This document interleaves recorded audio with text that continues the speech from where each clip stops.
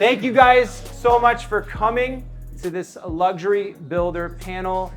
It's an absolutely awesome thing to see everybody who turned out and came out in support of these amazing builders. You guys should be honored at how many people appreciate your work. We all appreciate your work. Thank you guys so much for coming out. I want to also thank Ornare. I want to thank Ron, Melanie, Stefan for allowing us to be here. Can we give them a round of applause?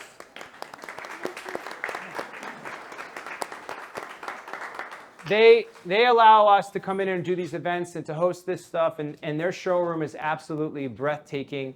And this is the third one that I've done. The first one where I'm actually moderating, and they are nothing but the best. This is one of the best in town right here, as you can see from the showroom. I want to pitch it over to Melanie. Wants a couple things she wants to say. No, I just would like to say that I'm really, really, really honored to have such great professionals here in my showroom. This is a great opportunity for me, and you know, this amazing crowd. I know that there is a lot of energy on this, and thank you so much for coming. That's it, and I think we can start this great panel because I'm even really anxious to see you talking. Thank you. Thank you. All right, so my name is Michael Ferraro. I'm with Compass Real Estate, and I'm a big fan of all these guys' works. I think one of the big things, if you pick up any of these magazines locally, Greenwich Magazine, you turn the pages, the first thing you see when you see a lot of their works is, number one, you get absolutely inspired, and then you sit back and you say, well, that's my dream home. No, that's my dream home. No, that's my dream. I want that. And you're just blown away with what they're able to create for people. They make dreams come true. And they do it at the highest level. But there's a lot that goes into that. So tonight we have 4 of the best. I'm going to introduce each one. I'm going to read out some information on them. I'm also then going to give them an opportunity each to answer a question specifically for them. I'll then after kind of open up questions for panel discussions. And at the end of it, if we have time, we'll do a little Q&A if we have time.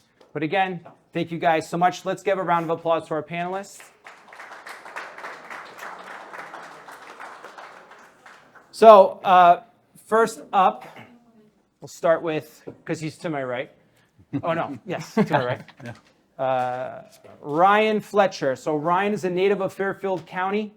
Ryan has spent the last 16 years immersing himself in all dimensions of residential development and building.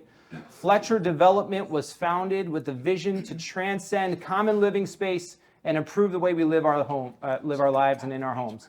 Ryan has an appreciation for the classic and affinity for contemporary.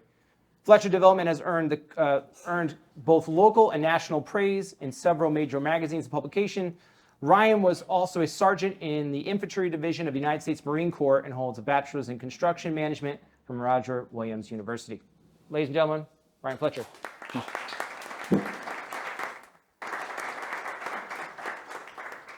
Next up, Scott Hobbs. Scott is the middle son of former Hobbs Incorporated president and owner Mike Hobbs. In 1992, Scott joined the company as a laborer following the 3 years of service in the U.S. Army. In 1998, after learning every job at the company and earning his MBA from Columbia University, he succeeded his father. Scott is responsible for overseeing the general management and strategic planning, as well as ensuring a superior experience for all clients, architects, and colleagues. Scott is a third-generation New Canaanite. Scott Hobbs.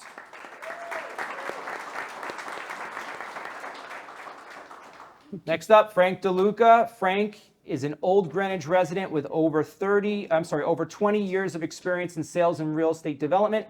He has worked closely with local architects, brokers, and residents to cultivate strong relationships, allowing him to pair each client with the proper building site and home design. His main goal is the client experience and budget management.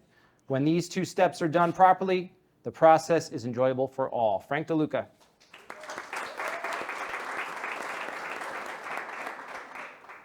And then we have, I didn't mention, it's Edgewater Development is the company. Thank you. Then we have Randy Sullivan from Gatehouse. In the 1980s, Randy began his career in the building industry with a carpenter's tool belt on. By 1999, he co-founded Gatehouse Partners, a custom construction company founded on the principle that a smaller company could offer a focused, hands-on approach in bringing your plans to life. Nearly 25 years in the business later, Randy and the Gatehouse team remain committed to building quality homes and trusted relationships. Randy Sullivan, Gatehouse. Thank you. Thank you very much. Let's go to the pointed questions for each panelist. Ryan, you're going to be up first. So Ryan, you're a first-generation custom luxury home builder, and you have had a ton of success in a fairly short period of time with Fletcher Development. Tell us a little bit more about Fletcher Development, and what do you contribute your success to? Well, I definitely didn't prepare for this, so that's one. I would actually say that Scott sitting next to me was I used to go to his job sites as a child. My father ran a lumber yard for about 30 years. And a good weekend project for me was to go down to and see his projects where my dad would supply the lumber for it. So that's what kind of inspired me to get into construction. I started off in the industry, very similar to a lot of these guys, where I started as a mason, then a roofer, then I worked most of the trades, which allowed me to really understand a lot of the dynamics of really each sector of the construction. Instead of just being a product manager, you really kind of understand why things are done certain ways. I would attribute a good amount of the success to I've always not that we all work hard, so I'm not going to say that I work harder than anybody else, but I try really hard, and I would say I'm always trying to innovate on the houses, on our homes that we build. I try to advance things a little bit further than I would say than maybe the average person would, and I try to step it up as much as I possibly can in the performance of how we build into the client interactions and making it really fun for the client. Most of my clients have become very close friends of mine. And I think that's a really important part, because I think your clients, when they're your close friends, that's your biggest reward at the end of a project, which only leads to further projects and further collaboration. Beautiful. We're going to go with Scott. So Scott, the Hobbs brand has become synonymous with luxury and has been around for 3 generations and almost 70 years. Talk to us more about Hobbs and how you've managed to keep your reputation and longevity that long. Well, first I'd like to point out that Ryan probably went to my dad's job sites, not mine. Although I hope I was that good at that age. But. So it's passing down the values and having that commitment to, we have a family commitment to excellence, living up to our commitments, honesty, hard work, pushing through to do what we need to do to make our clients happy and then live up to the promises that we made to our clients. And it's remembering that a reputation takes a long time to build it, and it disappears very, very quickly. So don't mess around with it and do what you need to do to live to your values. Beautiful. Frank, Edgewater is an incredible young company. Edgewater is a newer company, started in 2018, and being a newer company that has already seen success, talk to us about Edgewater development and what do you feel you would contribute your success to? Well, I think there's 2 things that we try to focus on. As Ryan said, we all work hard, right? It's a challenging industry. We try to really communicate as much as we can with our clients, right? We say that we joke that we're comfortable having the uncomfortable discussion, right? We're going to have things be delayed. We're going to go over budget, right? There's going to be something that goes wrong during that time frame, and we have to be comfortable having the discussion, right? So that in the end, we can be close friends with all those clients. Another avenue for us is we try to get ahead of the deal, right? We try to get in front of it. There is so much competition out there, so we try to either source the land, bring the architect, help with the design of that house, right? If we tend to do that, that relationship is strong, the project might not go out to someone else, right? That could grab it from us. So it's a way for us to kind of keep our hands wrapped around the projects. Beautiful. Randy, you have had an incredible career, still have one, and Not retiring yet. and you start off as a carpenter and growing to create this powerhouse of Gatehouse that has built some incredible iconic properties.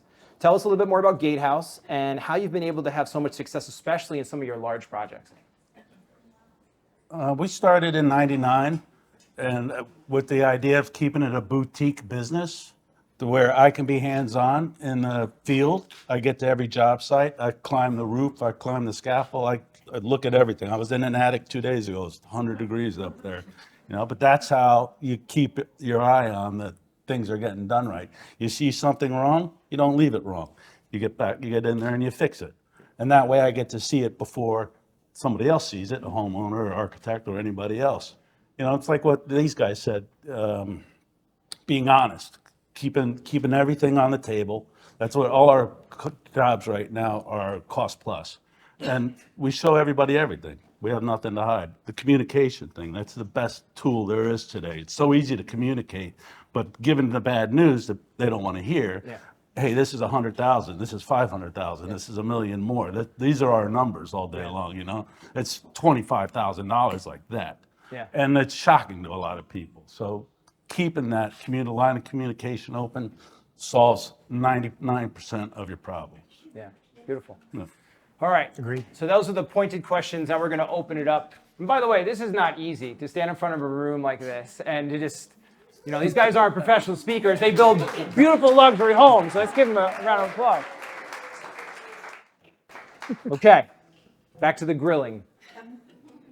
Thanks, Mike. Ryan, I'm going to start with you on this question because we've talked about this before. There's some definite passion, I know, amongst everybody, but you definitely spoke to me a lot on this.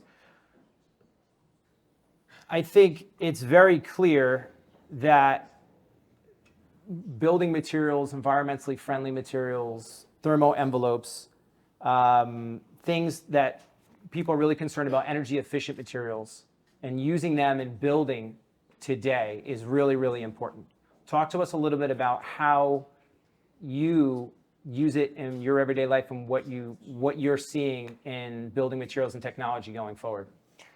I think that the industry as a whole is, over the last 10 years has changed probably 20x compared if you look at the years before that. Up until 10 years ago, there was one type of house wrap, it was Tyvek. Now you had blueskin, then you have Prosecco's, and then you have liquid applied membranes. You have 20,000 different options, there's different thermal envelopes. You have more window companies coming out, and you really have a lot of problems with people pointing fingers. So you have this product's not compatible with this product is compatible with this product. And most of these companies haven't gotten to the point yet where they interconnect.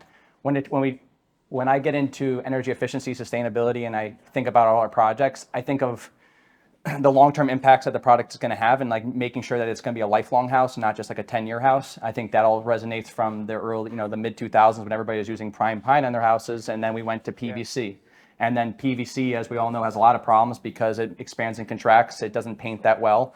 And then we started getting into the borals, and then the borals have different issues. And now you have rice boards. And so every week I have another rep come into my office with another product and another product that says it's better than the other product. And of course, it's only one thing. It's more expensive and it has a longer lead time. Yeah. And every single product is that same way. Same with HVAC systems. There was one type. Now you have 7 different layers of SEER ratings. You have 100 different options, and every option just costs more money. Yeah. So I think that as a whole society, we all are wanters, and I think we just continue to want, and the suppliers are giving that to us. But in return, that everybody thinks that becomes the new norm, and I think that the new norm has now resonated into extremely high price tags when we're building houses because that has become the standard. I see. I think that when we think about like if it was when I started in this industry, call it in 2012, people were telling me like you shouldn't spray foam a house yet because spray foam was just getting into the beginning. It was really expensive. It was 4 times the price. Yeah. Now if you're not spray foaming a house, like I don't even know what you're thinking. Yeah. And that's become a commodity product versus 10 years ago that was at the upper echelon of performance. Yeah. So. Do you guys have anything to add to that? I mean, obviously, like Ryan's saying, the products being more energy efficient, keeping the thermal envelope, the whole thing is making it more expensive. But what do you have to say on that? Well, I mean, as it's mentioned, there's a new product every day, and we would like to see something installed in this area for at least 10 years before we use it, because I mean, things go bad after a certain period. I mean, we had sort of the luxury of hiring a building science guy that we can actually go through all of these things and really go down the rabbit hole and figure out whether or not this is actually honestly a good idea or just the next best thing since sliced bread showed up. Right. And sliced bread's pretty good. Yeah. So it's hard to beat. I think it comes down to communication again, right? It comes down to, do you want that triple pane window? Do you want to explore geothermal? What's the price? Right. What does that number come down to? Show the client 2 or 3 options. They'll make a decision, and we have to move forward. Right. As we talked about back there, we can't be there for 2 or 3 years, so we have to find a way to move forward and get those decisions made. Is there a piece of material or specific item that you think of that you said, well, this is the way this is going to be going forward because this is the most energy efficient. This is what we need to, this is going to be universal. Everybody's going to use this. I would say That changes a lot. Yeah. So there's a lot of universal. Something, yeah. Yes. I was gonna say air recovery. I think air recovery is one of like probably the things that I see as like a massive issue in probably all houses. Yeah. And most houses don't.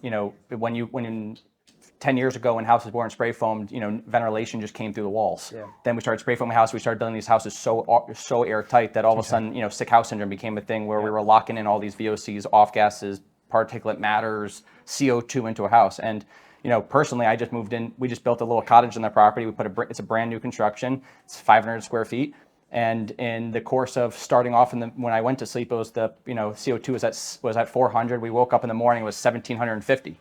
Yeah. And which was like in a toxic zone. That's because it was tight. Because it's so tight, and that's one of the. Breathes too heavily. I breathe really heavy. Yeah. A lot, but I think that when we talk about energy preservation, we start getting into these different products, ERVs, HRVs, which have become again a thing today to solve a problem that we created over the last 10 years. Sure. But most people don't have these products because they haven't built a new house. And I think that as we as a society are becoming and wanting to be healthier, your air quality and your water quality are probably the two most important paramount things. Yeah. Randy, you want to add anything to that? No, what he said spot on. Cool. All right, Scott, this one's for you. I think we all know that inventory is at an all-time low. And if you don't know, this is the lowest we've ever had inventory. In Greenwich, this is in the last century, we've never had lower inventory than right now, as far as homes possibly for sale. So as we have this really low inventory and people have locked in interest rates, a lot of them sub 5, and they feel like, well, I want to do something, but do I sit tight? Do I make renovations to my home? Do I rent? What do I do? But now I'm thinking maybe building's an option. What do you say to those people who are thinking about going into the building route versus doing the other things? Well, I think it's a self-selecting process. Pre-COVID, people would go out and they'd look at 50 houses that were on the market and they couldn't find anything that they liked. You're a custom home client. Because if you go into 50 and you haven't found anything, you might as well build. Today, you can't even look at 50 houses. I think there's under 100 in Greenwich. I got like 2 for you. So. Yeah, there's almost nothing. And so it's people try to decide where they are in their life. Do you want to wait, which means your kids grow older, you grow older, time goes by, everything gets passed, or do you want to go ahead and actually act now and therefore be able to reap the benefits of whatever you're trying to do? Yeah. And the reality is, if you're happy in your house right now, you don't need to build. Building it's expensive. It's a challenging process. I think everyone tries to make it fun. We try to make it enjoyable, but there's bad days on any custom project, and you want to be ready for that. Yeah. But at the end of the day, if you choose to go the custom route and you have a good, trusted team, you can have just a great experience and have something that really changes, how you experience life with your family. Yeah. So, anybody want to add anything, Frank? Anything? I think budget is a big key there, right? Know your limitations. Like you said, know where your family plans to be before you make that jump. We've found the value to be more in the new construction, right? Putting money into the renovations, you're just not getting that equity out of it. So our discussion just typically leans that direction, especially if they're doing a major renovation. But I do think it is specific to each family and each individual buyer. Yeah, specific. Yeah. Okay. So you can find, that's what you said, there's not a lot of land, there's not a lot of product, there's not enough stuff out there. So people who are living in backcountry want to renovate their house, and go in and tear it up and fix it, move them into one side of the house, right? Yeah. Yeah, you don't want to, but that's what happens. but there's no rental market. Yeah. So without a rental market, that's what they have to. It's a super tough market because people are looking at their different options, but being able, like you said, being able to afford to be able to build a custom home is the dream for a lot of people. And we're going to talk more about this in this panel about how that goes on and what the process looks like. Randy, I want to pitch it to you. Quality craftsmanship is often a hallmark of luxury homes, as seen in all your work. How do you select skilled craftsmen as well as the best high-quality products vendors to ensure the highest level of detail and finish in your projects? So I always say we're brought into the project expected to bring that level of quality, all 4 of us. So that we're here because that's what we provide. So we vet our subs. most of them I have probably 3 or 4 that have worked for me the full 24 years. And then as the new ones roll in, we vet them, keep an eye on their work, make sure they work for Scott once or twice, and now Ryan, and then soon you guys, and then we know they're up to par. Yeah. Anybody else want to pitch in on that one? I think it's fully aligned with what Randy's at. I think it's been unbelievably hard though with the subs, because the sub that was my A guy, all of a sudden he's on your site and he's got a new crew because the other crew left, and the new guys are like, every day I feel like the performance of the subcontractors just keeps going down a little bit. Okay. And it's been because the top guys are just such a demand for them. And there's just too much work, not enough men. Yeah, we're seeing Is that what it is. definitely in the subcontractors, right? Just there's not enough quality subcontractors in the services. So how do you handle the conversation of budget versus quality then?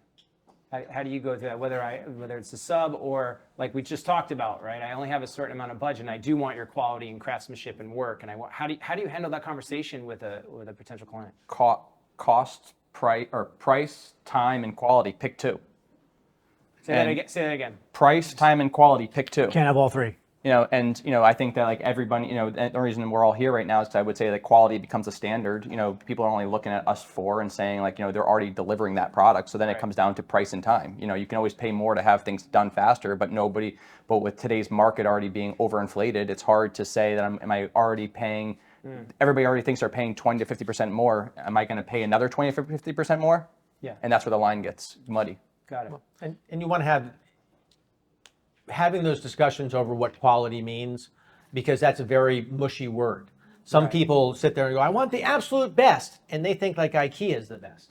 And you're just like, oh my Lord, how do we help to get you to a point that's good? Yeah. But at that same point, we can end up saving money during certain things and still get them a good product. Other people, like when you show them a wood window, they're over there and they're feeling it and they're touching each part of it and how it feels and all the parts, and they just talk about it. Then you talk to somebody else and they look at the window and they say, wow, it's nice outside. And those are 2 different types of clients for what they're looking for. And so how you try to match the budget to what's important to them so they can get really what they really want and allocate those dollars that way. Yeah, I could see sometimes you guys are almost playing like psychologists almost, where to say, well, listen, the windows, I know you think it's a lot here, but you understand you're still going to see through it and you're not going to think about this. Do you have a lot of those conversations, I'm guessing, with your clients?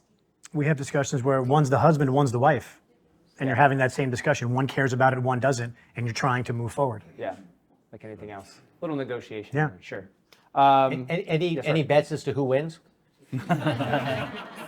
No. Seems consistent, right? I'm not touching that one. Yeah. Scott, I'm going to throw it back to you again on this one. The client experience and client collaboration is crucial. Custom home building. How do you work closely with clients to understand the vision and turn it into reality? So we're kind of talking about this, but why don't we dig in a little bit deeper as to like what the actual process looks like to say to somebody like, I'm going to take your dream and sketch it on a napkin and then I got it for you in 2 weeks. Like that's not how it happens. So how do you work? I think it all starts with hiring a experienced, trustworthy team and then collaborating. And through that process, you get some design, you talk to the builders as to hopefully a builder, because if you have multiple builders, then you get a little bit of price competition, and the validity of the numbers you get goes downhill the more people you're talking to. Because if you're talking to 8 different builders asking us for, what's a rough price, we know you want the low price. Everybody knows you want the low price, and people are going to give you a low price. Right. May or may not turn out to be that way. Yeah. So you just do it, and then you end up with a little bit of fire and adjust, where it's sort of like, here's a design, it's roughly this price. Okay, I'm comfortable. Do more design. And then it's like, wow, the price went way up. Oh, okay, we got to go ahead and pull back a little bit. Or, no, I really want it, so my budget comes up. And so it's working together with, again, people you trust who have experience. Anybody want to add to the process and how you guys work? I think, Ryan, you had mentioned something, the way you do it, approaching the process with the team, delivering the team to the individual. Well, aligned with what Scott said, I would say, 50% of our customers come to us and say, we need a new house. And the conversation ends there. And so we have to then kind of pull the team together by bringing in architects and interior designers and landscape architects and civil engineers. And we pull that team together. and then we're that point of contact for the customer because they're most of the time, fractionally in Connecticut, and they need one point of contact to be, running all their decisions through. So we a lot of times run point on that. Got it. But again, it's totally customer dependent on what their want of the experience is. Okay. That could lead good into this, Frank. So this is something, especially talking to you guys off camera and about this on the phone and just our conversations. This is something within the builder community that there's different opinions on this. So what's your thoughts on design build versus separate architects and builders? Basically having an all-in-house group versus one person's the builder and there's a whole another company who does the architecture. So I'll throw that to Sure. Frank.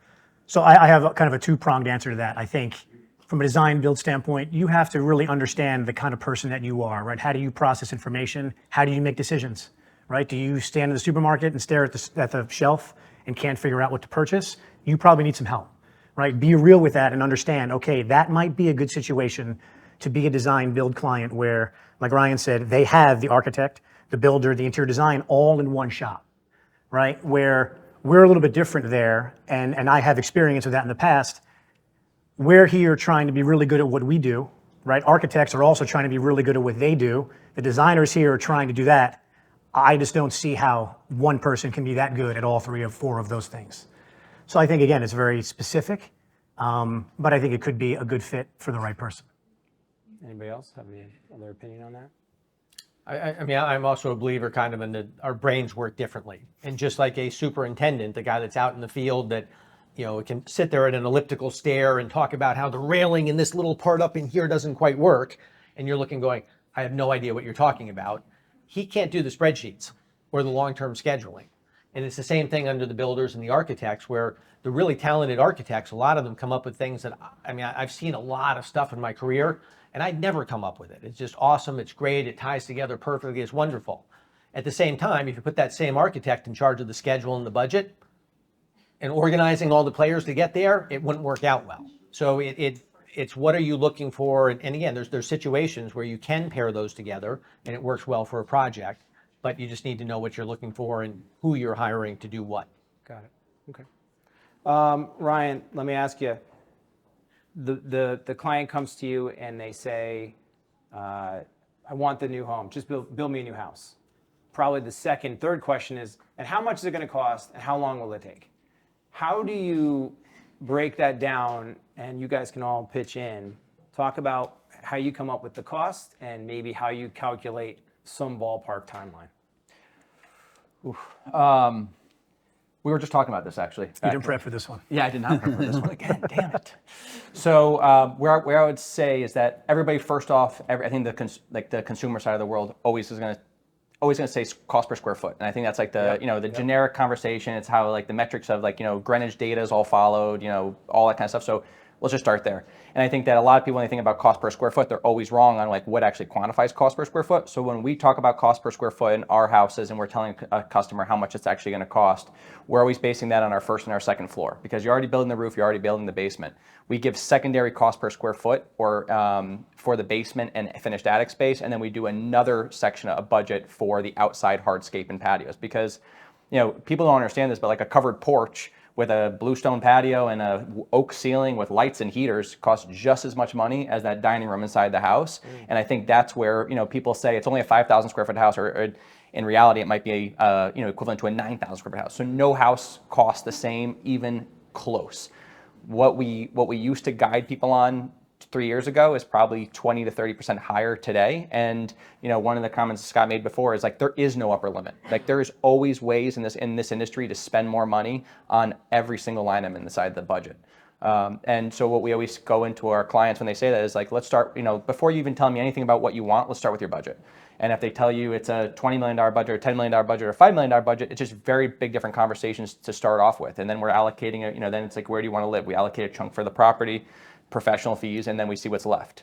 And then we try to build in a contingency factor, but I think the average person is always unrealistic in the beginning of a project. They always go into a project thinking that they don't need they don't need. I'm a responsible person. I don't need this. And then they start building a house, and like Instagram and Pinterest and every other person comes into play. And all of a sudden, like, it's like, what do you mean I don't have linear registered? What do you mean I don't have 9-inch wide plank flooring? What do you mean I don't have $250,000 in appliances? Like, and it's every conversation. And so, what they told you in the beginning was one person. What you tell them in the beginning is a little bit more, in the middle, and by the end, they're just a different person. And it also comes down to like the look. We've started houses that were traditional and then ended, traditional on the outside and the traditional interiors. And by the time you're done with the interiors, it's a modern interior. Yeah. So it's kind of a hard question to answer. And I don't think there's one right way to approach that. Scott, you want to add anything there?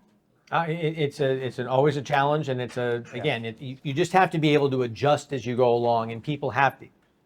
I used an example a couple of times that we had one client that said, okay, I really want to do French country. And what she honestly wanted was Louis XVI. So am I wrong on the budget and on the schedule, or is she wrong on what she told me to begin with? And that's a thing that we've all faced as challenges. Sure. And if done right, that can still be a friendly relationship. Yeah. If done wrong, it can go way off the rails, and all of a sudden we're responsible for misinterpreting what was said to begin with. So the price per square foot conversation is completely individual. There's no generic. But there is times when people are saying, well, what's the average price per square foot now for a house that's 10,000 square feet on 4 acres in backcountry, or 11,000 on 11 acres or whatever. Is there a generic number that you guys are saying now that you have in mind, or is it you don't even have the conversation and you got to give me a lot more information before I give you that? I think the first thing I'd say back to you is, what is 10,000 square feet? Is it 5,500 above ground, or is it, the 10,000 square foot mark is really a 5,500 square foot house soaking wet? Yeah. And is that a realtor square foot or a builder square foot? Right. And is it Just tell me how much it There's a costs. whole is it FAR or is it square footage? Yeah. Right? Gotcha, okay. Once to the interior, once to the exterior. All right. So we take a different approach because it can be such an open-ended discussion, right?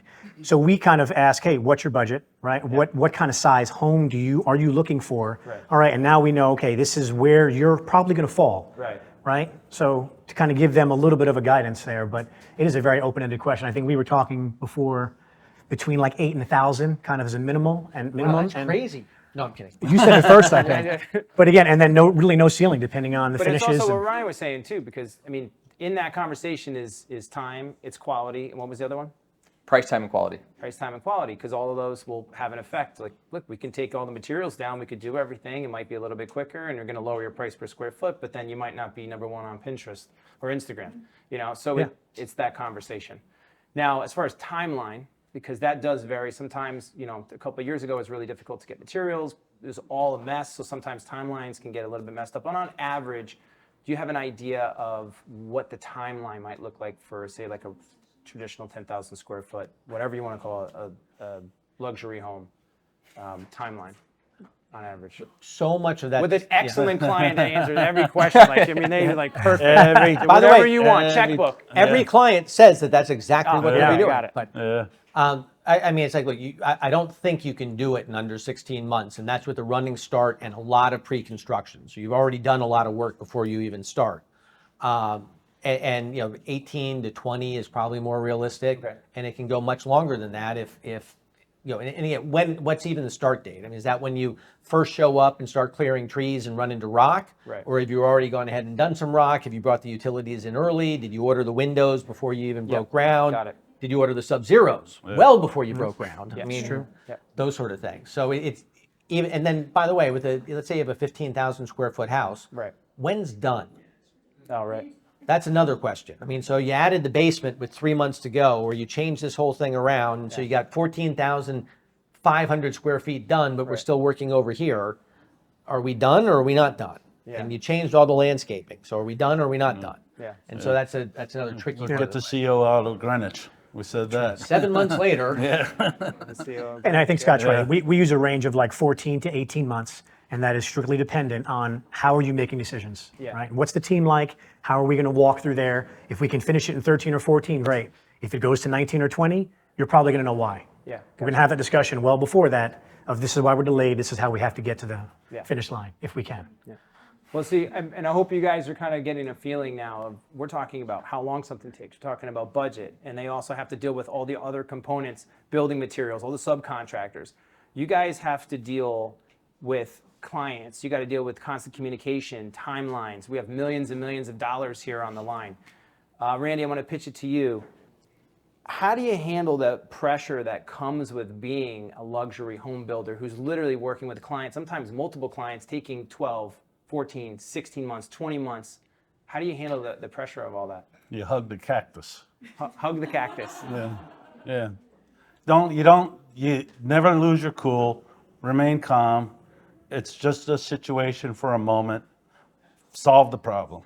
That's how we handle it. Anybody else? It's a great answer. It's pretty darn good. So I'll pitch it, and we'll just go this way. Maybe we'll start with Ryan on this one. So if you had to bottle it up, what would be a great skill a luxury home builder must have?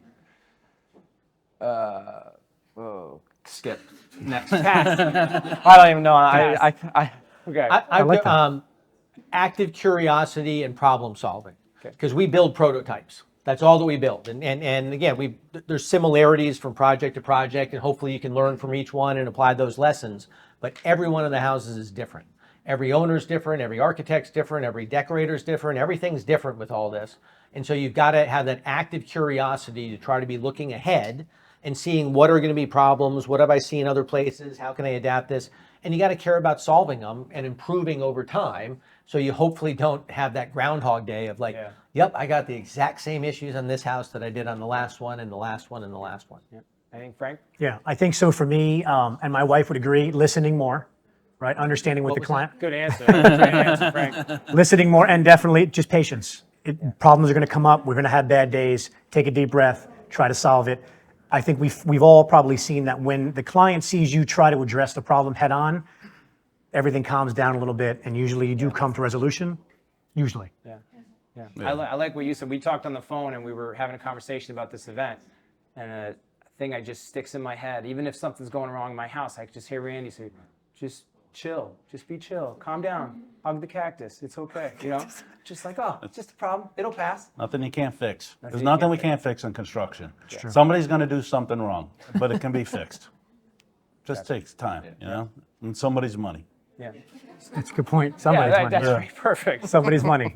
So the new luxury home builder generation, you're obviously part of it. But somebody who's looking to get into luxury home building, any advice for them? And that's anybody can jump in here. Put a tool belt on. Yeah. Learn Understand the industry. Learn how to swing a hammer. Learn how to build something. Be a plumber. Be an electrician. Be a ditch digger. Tar a anything. foundation. Just get involved. Be part of the involved. process. Absolutely. I think that's the biggest problem we see in a lot of our, people that try to get jobs with us is everybody wants to be a project manager, and then you ask them like, what's their skill set, and they've been managing people, but like managing people is very different than managing a construction site, because you're dealing with, unfortunately, a lot of people. A lot of them don't speak English, a lot of them don't care, and a lot of them, when they punch in, they punch out, and you got to get as much of that attention as you possibly can during that short window of time. Yeah. And I think you can probably pick up like 10 years worth of construction experience in 2 to 3 years worth of being in the field. Agreed. In the office, there's a lot to learn in the office. There's a lot to learn in the paperwork. The paperwork's vitally important. But how it all comes together is, and again, you'll learn it from the office. It'll just take a lot longer, and you may never get it at the right level. Got it. So be involved for sure. Yeah. Anybody, anything? Okay. And by the way, you may earn more money doing that than actually doing it. Be an electrician or plumber, you will. Definitely, those jobs, yeah. So, put on your hats and get out crystal balls, and luxury custom home building, 2024 and beyond. Berkshire Hathaway just spent, and Warren Buffett just spent a lot of money investing in construction. They really feel like construction, building is going to be a huge boom going forward. Obviously, we have this lack of inventory, so people need everything. But where do you see the custom luxury home building world going? Now, pitch this to anybody. Well, I think the boom after COVID has kind of slowed down a little bit, right? People aren't just buying and renovating or building immediately. Yep. So I think we're all seeing probably less opportunities out there, but higher quality opportunities. And I agree. I think that the younger client that's moving into this area, the international client and the younger client, sees the value of what new construction gets you, and they're willing to put that money up. It's just a matter of what's their budget and how big is that land or how big is that house to fit that budget. Yeah, got it. Anybody? I think there's two challenges out there. One is that when things get bad in the overall economy, and I think with the interest rates going up and just it's becoming much more difficult for mere mortals to afford houses and to do things, the lower end of the building market starts to feel the stress much earlier. And the natural inclination is for those people to go upscale and start to compete inside of the luxury market. And that causes a lot of problems for everyone, including the industry as a whole, because I mean, if you haven't built a 20,000 square foot house, you don't even know what you don't know. You are so far behind on the curve, and you'll think that it's like, well, $10 million is all the money in the world. And it's like, you're not even half. This is the entire wrong business. So it creates a lot of problems. The other issue that I think we'll be facing is just the lack of manpower. The people have not been going into the trades. We have a shortage. Immigration issues end up interfering with, again, ability to bring in other tradespeople. And this is a high expense area. And so, I mean, if you're able to earn $100,000 a year being an HVAC guy in Connecticut, or $100,000 a year being an HVAC guy in Alabama or North Carolina, money goes a lot farther. So I don't see that we're going to get a ton more supply under the labor force, which will become a challenge for us as time goes on. Luckily, we're near New York City, so with money, there's a lot of people all around, so we'll probably be okay. But it'll be more challenging. Frank, Randy, you want to chime in anything? Okay. So let's finish off one of the last questions, and I'm glad that we actually did well on time. You guys rocked it. Really, give them a round of applause. They really did a great job. Okay, drink. So we talked a lot about X's and O's of the business and what clients would look for and how you would handle situations. Let's finish off with this. We'll just go down the line. What's your favorite thing that you love the most about what you do, being a luxury custom home builder? I think that my best days are on the job site. I think that as you keep growing up in the industry and getting bigger and having more jobs, all you do is you get behind a computer screen more, which is probably the thing that I hate the least, or hate the most, should I say. Yeah. And the days where you can go and figure out a rafter detail up on a roof because like the framer can't figure it out and the architectural plans aren't, there's not a cut section in that one area. I think that's, to me, where we get into like the problem solving, where it's such a minute problem. It's kind of fun to solve those small problems when you're in your real business. You're trying to solve such bigger problems. Yeah. Scott? It's probably just helping people develop and grow. And so working with my employees, with different vendors, with clients, and helping everybody just to get into a better situation and to grow, not necessarily help my clients to grow, but to help the my people and other relationships to grow and to provide a good place for them to come to work and be excited about doing what they're doing. And so supporting them and again, watching them over time. I think it's such a long journey to get to that final product, right? It's the joy of handing the client the set of keys, really, seeing the smile on their face and watching them move in and enjoy the house. I mean, that really, you spend so much time together from the planning and the execution and the challenges that you deal with. That's really the best part of it for us, for our team, I think. Great. Randy? Yeah. I like the fact that we get to take something that's on 2D, a piece of paper, and bring it to life and wake it up and to see that creation afterwards. It's like artwork. It is. We're getting to put something cool, something that's going to last, something that's substantial, something that's got the best products in it, and everything in the state of the art. The new solar systems that are coming out with breakers that manage the power off of the battery, panels that do, there's just so much. That's what you said before. That we're 20 times further ahead than we were 10 years ago. Where are we going to be in the next 10 years? Because it just keeps ratcheting up. Yeah. So just to get to create this stuff is just the best. That's it for my questions. Before I finish up with some thank yous, does anybody have any questions that they want to ask their panelists? Anybody? Yes. I guess, and I got here a little bit late, so if you already addressed this, apologies, but are spec homes a thing in this market? Oh yeah. That's gonna throw me out. Sure, yeah. Anybody?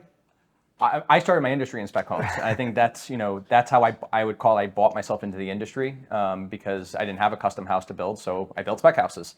And I think that the right spec house is always going to make sense in the right project, but it's with the cost of construction right now and the cost of the land acquisitions, it just doesn't make sense. I mean, your margins, the amount of risk exposure you're taking is just so grand for your, it's just too expensive now. In my opinion, unless you're not a custom home builder, and if you're a custom home builder, your job is to do the best and to understand all the products, use the better products, and then as a spec home builder, if you have to make a margin, you're making decisions that I wouldn't do in my custom houses, which is kind of going exactly against my thesis and what I'm trying to create. So it's hard. I think it's especially tough on the real estate side. There's such a dearth of inventory at the low end. People will pay an incredible amount of money for the opportunity to live in Greenwich and New Canaan and Darien, that those old teardowns, nope, people are living in them. And so you're trying to compete against a primary home in order to actually leave a margin on the top. Right. And it's hard math. Yeah. And the banks are not favorable at the moment either. Yeah, I agree with Ryan. I mean, the price point is high. We actually just finished one that we were able to buy the land at a very low price. The design was a challenge, as you said, right? Because you have to design a home that appeals to the masses, but also can be built at a reasonable price. We sold the house before we started, so it became a custom home, which I will probably never do again. So now trying to fit that client into that house was a big challenge for us. So the market probably has to change a little bit for that spec market to probably take off again. Yeah, if land values come down, we've done a couple in Greenwich. We just finished one on Beechcroft, and it was always a third land, third build, third profit to pay for everything. So now the land value's thrown that off some, and the construction cost is throwing that. So if you can find that somewhere in that formula that it stays in, then you'll come out safe on the other side. But it just has to work. That. Sure. Any other questions? Good question. Yep.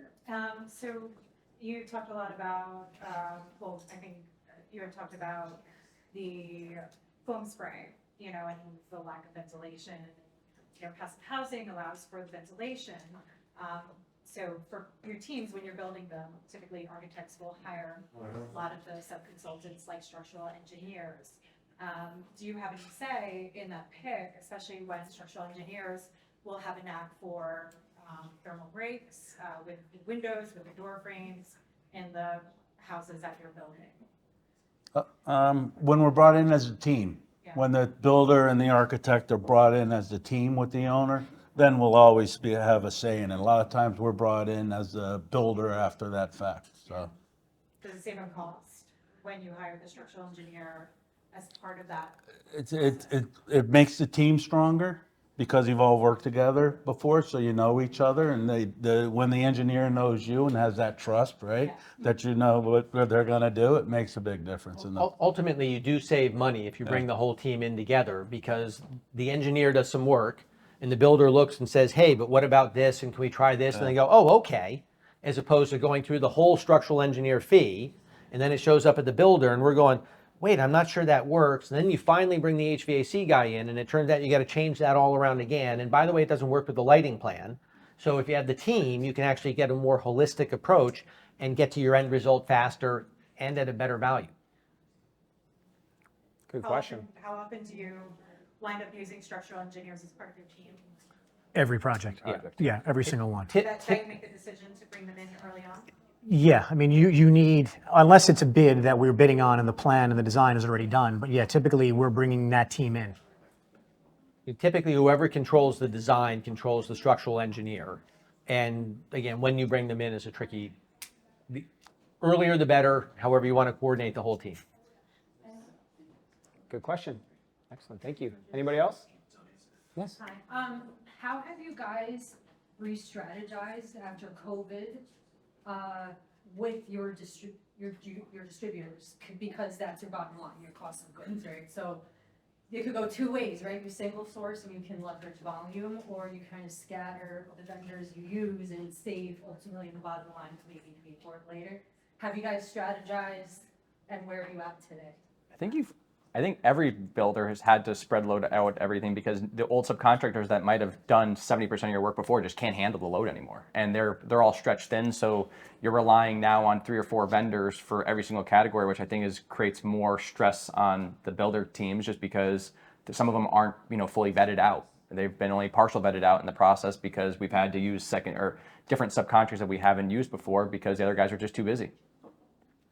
And I think there are some situations where you can, if you have a large enough company that can handle that, right, you can leverage that. Like some of us work probably with Interstate, Rings End, right? So sitting down and we were buying lumber, windows, siding from various vendors, right? By consolidating all of that during COVID, we found some great cost savings. But yes, there can also be some lead time issues. So it's really just staying ahead of it. One of the things we were talking about earlier was we've had to change our structure to where we're ordering windows and appliances when the foundation goes in the house, in the ground, which we've never had to do before.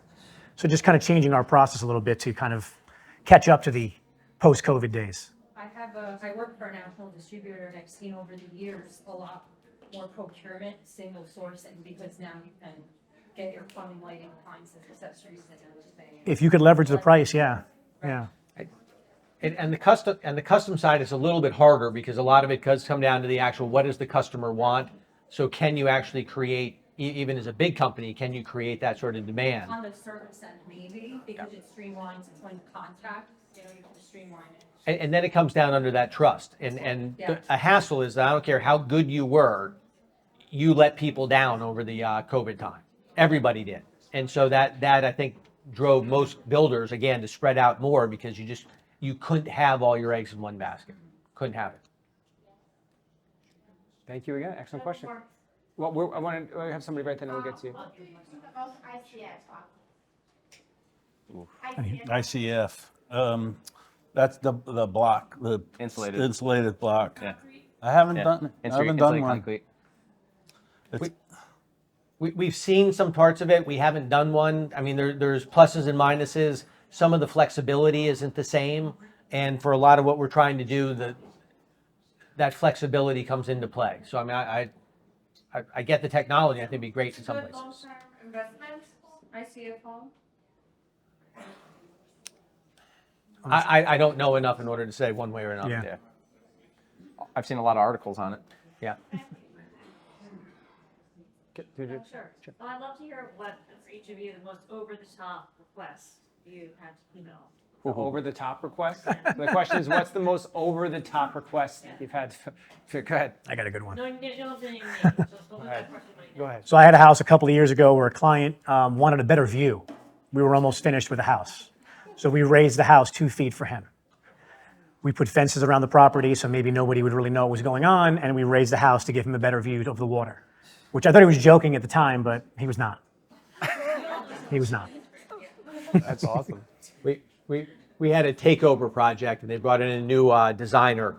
And after the designer walks through the entirely framed house, everything's all done in the frame. He walks through and goes like, "We've got to lower the first floor." And it's one of those, again, you kind of go, Because you're standing on. "What?" I'm not even sure how you do that. And lo and behold, he talked the owner into it. We lowered the first floor with keeping the whole rest of the house up. That's wild. Wow. Tell me how to do that. So we've been working on a project 2 miles from here for 21 years. We worked with this client. That's a long time. 21 years. Oh, Five multiple. years. 5 years. But my carpenters have been there every day for the last 5 years, and we cut his first floor ceiling joist. There were 2x12s. We cut 6 inches off of it, bolted a piece of steel to the side of it to raise the ceiling up 6 inches in his 7,000 square foot floor, first floor house. The whole It was first all floor. just to get 6 more inches of ceiling height. Yeah. Size Anything, matters. Ryan? You wanna add? We renovated a house after we finished the construction. No, Say that again. You renovated it? we renovated the house after we just moved it. They moved in, I think, and within a month and a half, they realized the layout wasn't right and demo it down to the studs and do it again. Like a full renovation. Full again. renovation. Wow. Full thing. Okay. Yeah. That's So you just when that happens, you're just like, well, Okay. we're just what gonna you have want. this That's what, I mean, conversation I think that gets into the point of like, you have to vet your customers as much as they vet you. And I think that's something that I know I struggled with in the beginning of my career, but now it's something that is, more important than anything, because as long as they're a good person, why would you care? It's all about catering to them and making sure they're, happy versus the people that tell you, let's renovate it because you screwed up the paint job and it's all on you. Two different people. You're still dealing with people, no matter what it is. Yeah. You still have human being on the other side of the conversation you have to deal with. Exactly. It's a service. The hardest part about any of those is you get these gut blows every once in a while where people, it's like, we got to change the stuff. That every project has an expiration date. Yeah. And there you are, you just get to the finish line and it's right. And all of a sudden they come up with something where it's like, again, we've got to rip out and do all of this. We change. And you're going, oh, we're going to cross the expiration date. Yeah. And it just takes so much more effort to Yep. keep everybody happy while you have to go back and destroy their new home and do something inside of it. Now they're living there. Even then when they want it, even when they know that they're responsible for it. Jeez. Sorry to bring up the memories. No. Well, some of them No, are they're- fun. Any other questions? In hindsight, they're all funny. Yeah, now they're funny. Yeah. I'll actually follow up on that. So there are companies that do a lot of commercial, like larger build that use 3D technology in order to give the client the sense of what it's going to feel like. Have you converted that, particularly within the Greenwich area, with your architects to try and give them that visibility of feeling what it's like in their home, so there are less changes, or what do you do to try and prevent that from happening? I think it's one of the best parts about the more modern business building side, because the difference between 3D renderings and two-dimensional. I mean, for all of us, we're pros at this. We still get fooled on stuff. I mean, if you got all these multiple changes going around a house and the elevations, and I mean, we're looking through 4 different sheets and sections, and it takes hours to go ahead and like build the house in your head. And you get a 3D rendering, you're like, yep, I got it, all done. And for the poor layman, I mean, it just changes everything. And so typically that goes through I mean, for us at least, it goes through the architects as to how much of that they do. And again, it's money really well spent, I think. And the first person in the line is, before you can build the house, you have the land. Let's just say they have the land. You're sending them to the architect first, correct? Okay. So they're going to go to the architect and the 3D drawings and stuff like that. Gotcha. Yeah, we're seeing it more and more now with the architect, with the designers, cabinet manufacturers. They can see the elevation of what that type of door, what the hardware looks like. So yeah, trying to alleviate some of those changes and misdirections down the road. Any other questions? Yeah. We've all been in this world long enough to see the change over the years. I want to touch on technology and smart homes. How has that changed your build process?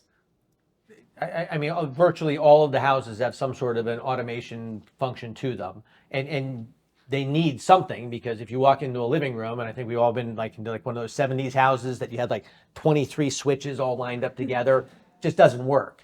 So bringing in it, again, the earlier the whole team can be brought in, the more likely there is to be success. I mean, where are you putting the transformers? Let's go ahead and let's do the whole walkarounds with the switches. Let's make sure there's no conflicts in the structural with getting to the where the lights are, or do we have a duct or a waistline that's going where a light needs to go? Shade pockets. Shades pockets. Before the structural engineer is hired, you need the automation guy to make sure we understand the shade pockets. Otherwise, it's literally catastrophic it can be catastrophic to a project.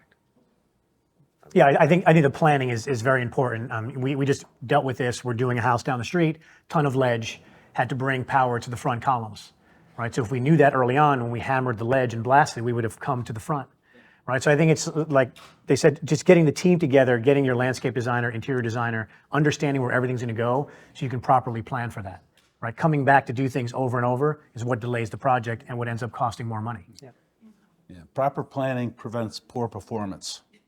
I think you missed a P in there. I know, I didn't want to, I left 1 to 6. I left 5 Ps instead of the 6. And I also hope that people, not hearing some of the horror stories, but you're able to prevent a lot of these things by working with quality professionals who have experience, who are knowledgeable and experienced, like our panelists. Because think about how much they are talking about, how many different subs and people and things they have to put together. And just you as a possible client, you're going to want to work with somebody like that so they can lay all that stuff out. And so you don't have these big issues that come up later. I've learned so much just from, I don't want to do what you do. I think there's so much, it's so much experience that's needed. But I appreciate you guys so much. And thank you for all that you do for so many people, because you really do. Like at the end of the day, but after the X and O's, it really is, when you're looking at these magazines, what you guys create for people and for families is incredible. Let's give them a round of applause for the amazing job they've done.